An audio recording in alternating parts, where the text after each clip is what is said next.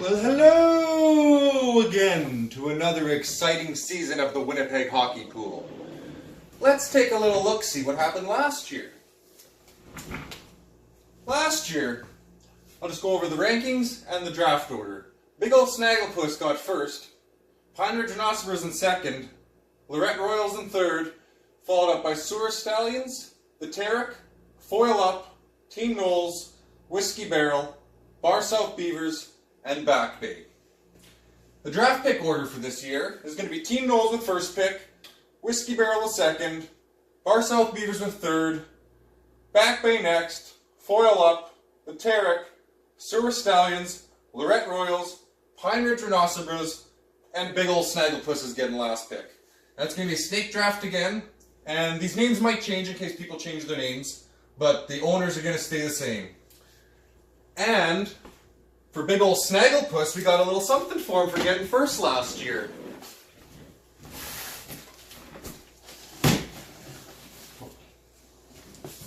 There you go, that's what you get for beating me in the finals. So you can take that home with you. And now we're going to go over the rules for this year.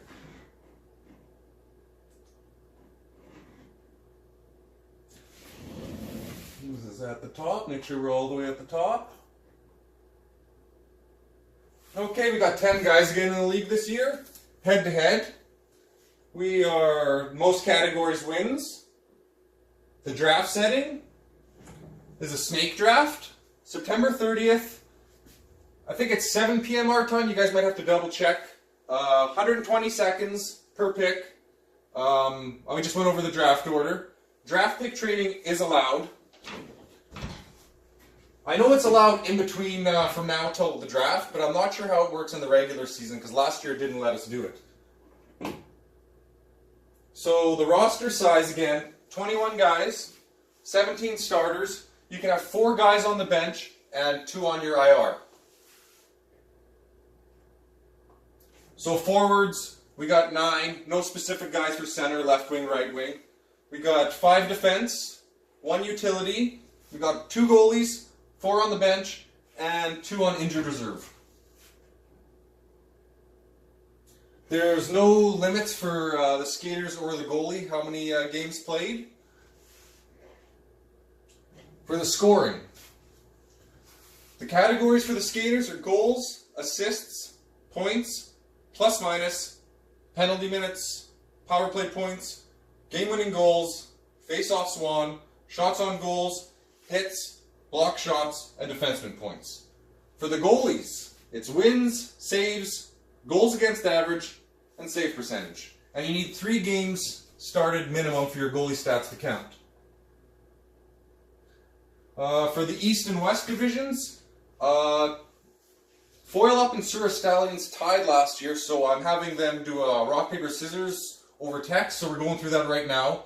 Whoever wins that will rename this division, and Big Ol' Snagglepuss won last year, so he's going to be renaming this division. And I'll have another video coming up where we pick the guys for that division, so this will all change. Here's one change from last year. The ESPN's undroppable player list. We are not using that this year because last year, like in the playoffs, Holtby wasn't really playing and couldn't drop him and we couldn't do trades, so you kind of got screwed that way. So, acquisition and waiver rules. Lineup changes. It's daily locks individually at scheduled game time, so after that you can't make the moves. Player acquisition system. We're going with waivers. Season acquisition limit. There's no limit. Matchup acquisition limit. 3 per matchup, so you get 3 acquisitions for a 7-day period. So sometimes if it's a longer period, they might change that a little bit, but for a 7-day period, 3 matchups. Waiver period is 1 day, and the waiver order. Move to last after claim, and never reset. So once you pick a guy, you're going down to the bottom, and you work your way up to the top. Trade rules. There's no limit for trades. The trade deadline is February 27th. 2 a.m. Trade period review is 1 day, but I'll normally send all trades through unless they're really, really suspicious. And then it goes to a vote, and 4 votes required to veto a trade. But like I said, I'll put almost anything through. Keepers. We're using keepers, 3, and then lock 1 hour before the draft. And then that'll be the same again for the next year. Regular season starts week 1. Weeks per matchup is 1. Regular season matchup, so there's 21 weeks.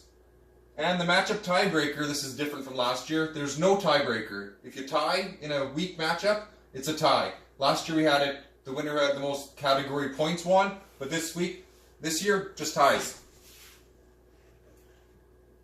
Okay, playoff team 6 again. Weeks per playoff matchup, 1 again, same thing. And playoff seeding tiebreaker is your head-to-head record. That'll determine who wins, or goes into the playoffs and gets a better seed. And that's pretty much sums it up for this year. If you have any questions, shoot me a message. I'll clear up what I can. And there'll be another video coming out with the divisions and maybe a little update and look into some matchups next year and who to look out for. Alright, see you guys later. Have a good one.